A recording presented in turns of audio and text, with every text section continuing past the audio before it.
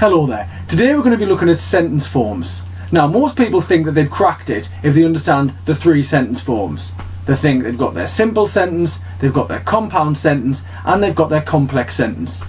Now, to me, the complex sentence and the compound sentence could mean a whole host of things. So what we've decided to do today, I'm going to break it down. So we'll have a look at a full range of sentences. And as long as you're using a variety, that's brilliant.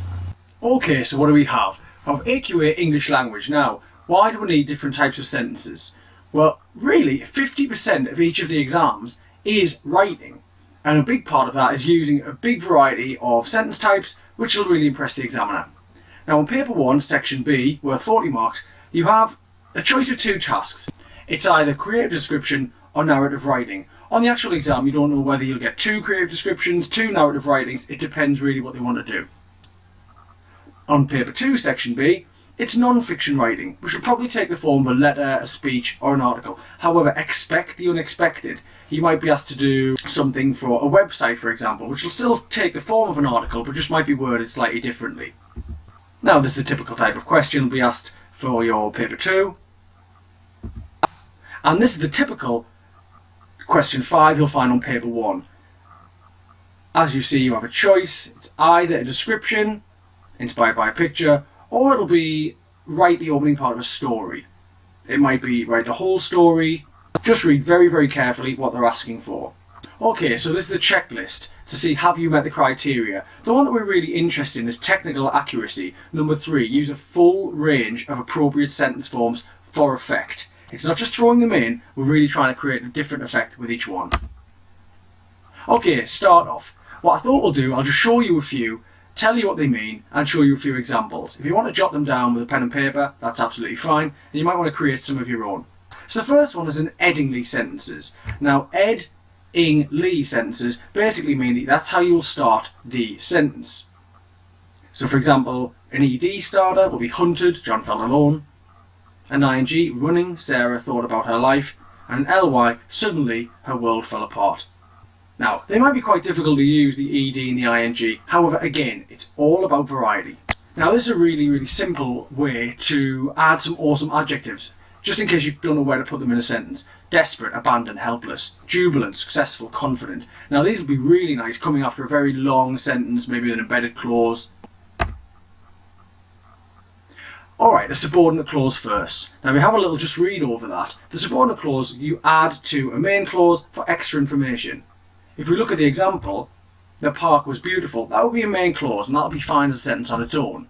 If you add a subordinate clause, when the moonlight bedazzled it, then that sounds interesting as well. However, if you mix that up so the subordinate clause comes first, it becomes, when the moonlight bedazzled it, comma, the park was beautiful. Make sure that you put that comma after a subordinate clause first.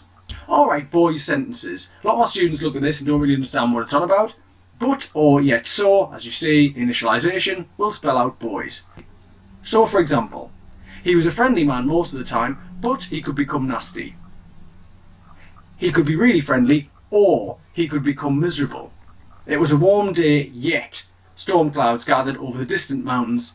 It was a beautiful morning for a walk, so he set off quite happily. See if you can write an example of each one.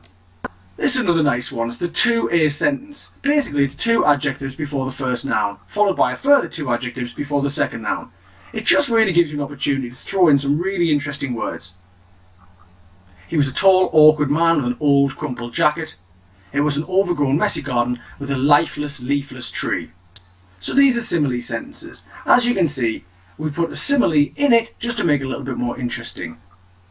Now, you might even choose to put the simile first. So it might become, like a patient pale white face, comma, the moon hung above us.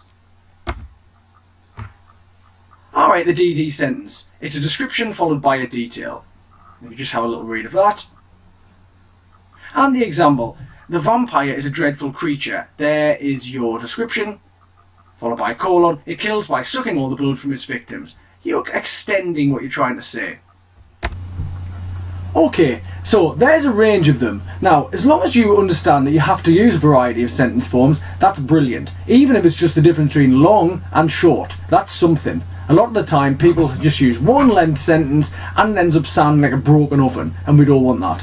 So what we're going to do now, we're going to have a little look at some slightly more complicated ones if you really want to impress the examiner. Okay, now I'm starting off with one of the most dramatic types of sentences. It's basically where we have two pairs. So it starts off, exhausted and worried, cold and hungry, they did not know how much further they had to go. Each pair is followed by a comma. And it's a really good way of putting four great words all in one go. Alright, now we have the 3ED sentence. Three related adjectives, frightened, terrified, exhausted, comma, they ran from the creature. Again, it's one of those lovely ways to mix up sentence types and to use great vocabulary. And this is a lovely type of sentence where you begin with a verb followed by the person. So for example, tiptoeing, comma, Sarah tried to escape without waking the guards. Dancing, comma, I always seem to be dancing.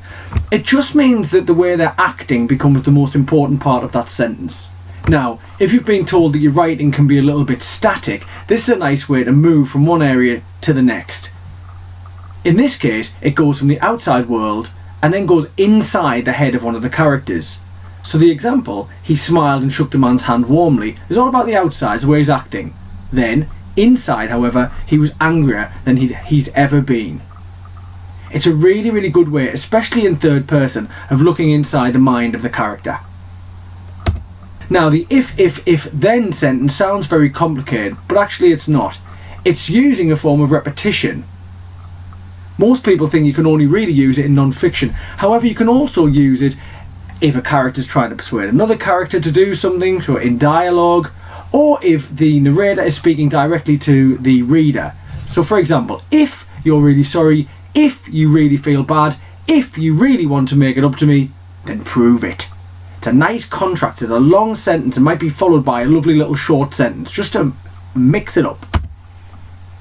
Okay, now again, if the emotion is the most important part of the sentence and you're really trying to affect the reader, start off with the emotion. Desperate, comma, she screamed for help. Distraught, comma, she was led away from the scene. Now this is a nice one. You start off with a noun, then have a comma, and you follow it with which, who, or where. So, for example, the noun cakes, comma, which taste fantastic, comma, are not good for your health. Now this is where you have an adjective and then you repeat the adjective. A lot of you will say, oh, it's not just a form of repetition, and yes it is, but it's just really trying to remind yourself what you need to include. Remember, this isn't like a literature exam. You can't just revise quotations and rely on them. You've got to look at all different types of sentences. So if you have the adjective, he was a fast runner, fast because he needed to be, then the word that's shouting out in that sentence is fast. Okay, now this might mix it up a little bit. A preposition sentence. You might even want to start off your narrative or your description with it. It tells us where we're located. If this was a movie, you'd be able to see it, but in the story or in your description, we don't know, so you can tell us exactly where you are. Now that could be a physical place in the example, standing on the edge of the cliff, comma, David stepped into the darkness. Or it can be emotional place, distraught, comma, she was led away from the scene.